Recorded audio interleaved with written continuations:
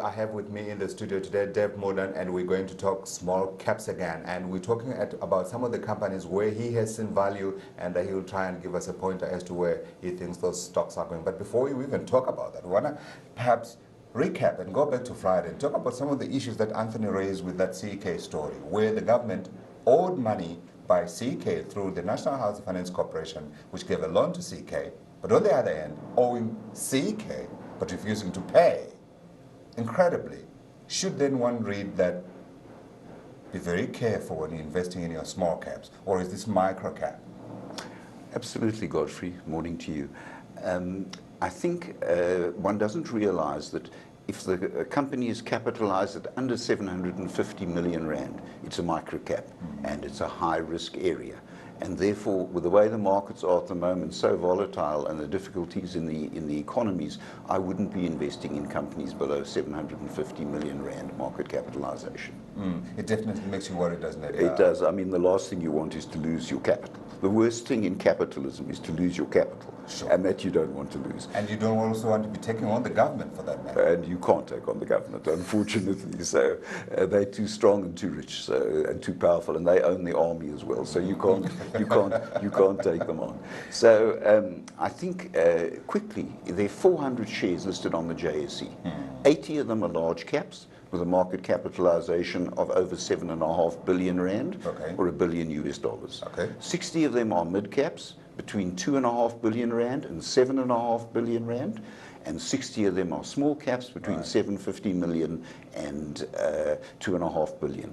The other 200, which fall into the micro cap category, I would stay away from at this stage. So the universe of where you can find value, and value that's reasonably safe, is really very small, smaller than many of us think. It's only half the market. Absolutely. It's only half the market. Okay, you've got to start thinking. So where do we find that value? So let's look at it. You have a few companies here that you think or perhaps will have good growth legs going forward. Let's talk initially at the mid-cap level. As I said, Capvin, you've got Rainbow Chicken, you've got Mobile, and also you have Roberts and Lewis. Yes. A mixed bag. A mixed bag, but I think it's stock picking. We're not taking sectors, and we're not taking categories. We're taking individual companies that fall into the mid-cap sector at the moment. Capevin is one where there's a lot of activity going on there. It's underpriced relative to the company it holds, Distel. It's doing very well. I would keep buying that. Rainbow Chickens, I think with this enormous maize crop on the lands, part of the Rembrandt group, the maize price will come down. It should do very well this year. Raubex has fallen back quite a long way. The roads, we know that we all know the situation with the roads. And the rains haven't been any good either. And the rains have made it even worse, so I think there'll be a lot of work for the roads. And Lewis, in the furniture, the sector is probably the best of the pick of the furniture retailers, the credit retailers. And you'll notice that all these stocks of mine have got a dividend yield of between 4 and 5%, which effectively pays for your inflation, and a PE, most of them under 10, certainly under 12.5. That's what you want to go for. Okay, so let's move on to the small cap sector. And here you have got a nice concentration in information technology, EOH, Gijima, AST, Pinnacle Technology. Anything to do, what's the story around information technology companies and demand going forward? I think information technology companies have been rather quiet these last 10 years after the dot-com bubble. And the fact that they're starting to show their head now, starting to show good profits, means, I think, a good indication that the economies are turning around. Because we are in a technology world, we are in a technology industry.